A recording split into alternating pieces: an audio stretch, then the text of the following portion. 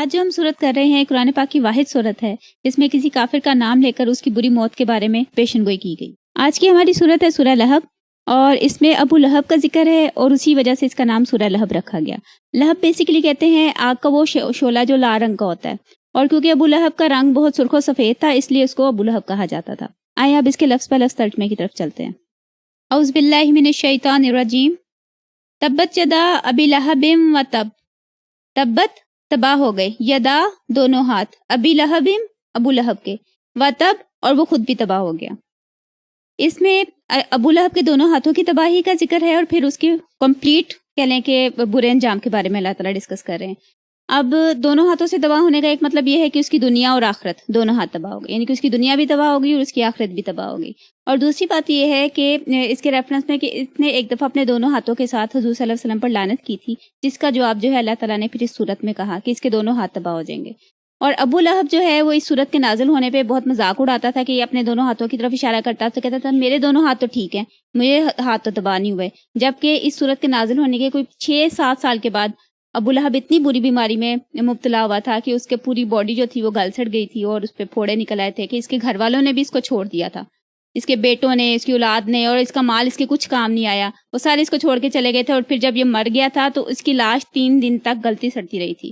اس کے بعد اس کے بیٹوں نے حبشی غلاموں کو پیسے دے کر لکڑی کے ساتھ اس کی لاش کو ایک گڑھے میں دھکیل کر اس کے اوپر سے مٹی وغیرہ ڈال دی تھی۔ یہ اس کا برا انجام ہوا تھا۔ ما اغنا عنہ مالہ وما کسب۔ ما اغنا اس کو فائدہ نہ دیا، مالہ اس کے مال نے، وما کسب اور جو کچھ اس نے کمایا، جیسے ہم کسب حلال کہتے ہیں، یعنی کہ جو اس کا مال پہلے سے اس کو وراثت میں ملا اور جو اس نے اس مال سے کمایا، یا اس کی اولاد، اس نے کچھ بھی اس کو فائدہ نہ دیا۔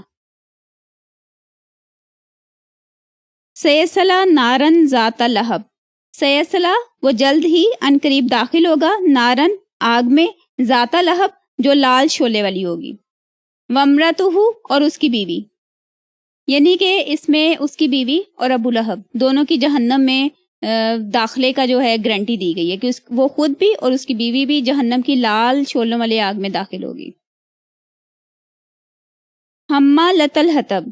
حمالۃ الحطب کا مطلب ہوتا ہے اٹھانے والی لکڑی کو، یعنی کہ لکڑی کو اٹھانے والی جو کہ لکڑیاں اکٹھی کر کے لاتی ہے۔ اصل میں یہ کیا کرتی تھی، اس کی جو بیوی تھی اس کا نام تھا عروہ اور اس کا لقب تھا جمیل، بہت خوبصورت تھی وہ بھی۔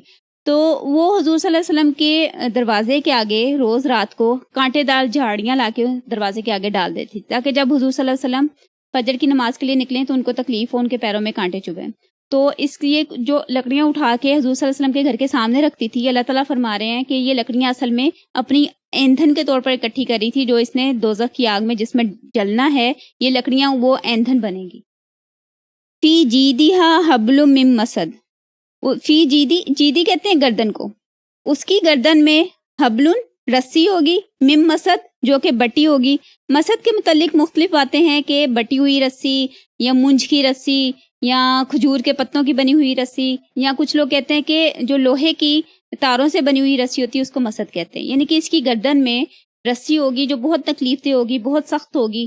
اصل میں کیا تھا کہ اس کی گردن میں یہ ہر وقت ایک ہار پہن کے پھرتی تھی اور کہتی تھی کہ یہ میرا قیمتی ہار جو ہے یہ میں حضور صلی اللہ علیہ وسلم کی مخالفت میں ان کو نیچا دکھانے کے لیے اس ہار کو بھی بیچ کے استعمال کر سکتی ہوں۔ اور اللہ تعالیٰ نے اس کی ہار کے بدلے میں قیامت والے دن یا جب یہ دوزخ میں آگ میں داخل ہوگی تو اس کی گردن میں ایک رسی ہوگی جو کہ اس ہار کا کہہ لیں کہ ریپلیسمنٹ ہوگی۔ آئیں اب اس صورت کی پوائنٹ وائز ریویژن کی طرف چلتے ہیں۔ اس کی پہلی آیت میں ابو لہب کے دونوں ہاتھوں کی تباہی کا ذکر ہے، جس کا مطلب ہے کہ اس کی دنیا اور آخرت دونوں تباہ ہو گئی کیونکہ اس نے حضور صلی اللہ علیہ وسلم کی مخالفت کی۔ دوسری آیت میں یہ بتایا گیا ہے کہ اللہ تعالیٰ کے عذاب کے مقابلے میں نہ اس کی اولاد کچھ کام آئے گی اور نہ اس کا مال۔ اور تیسری آیت میں اس کا جہنم میں داخلہ جو ہے اس کی گارنٹی دی گئی ہے۔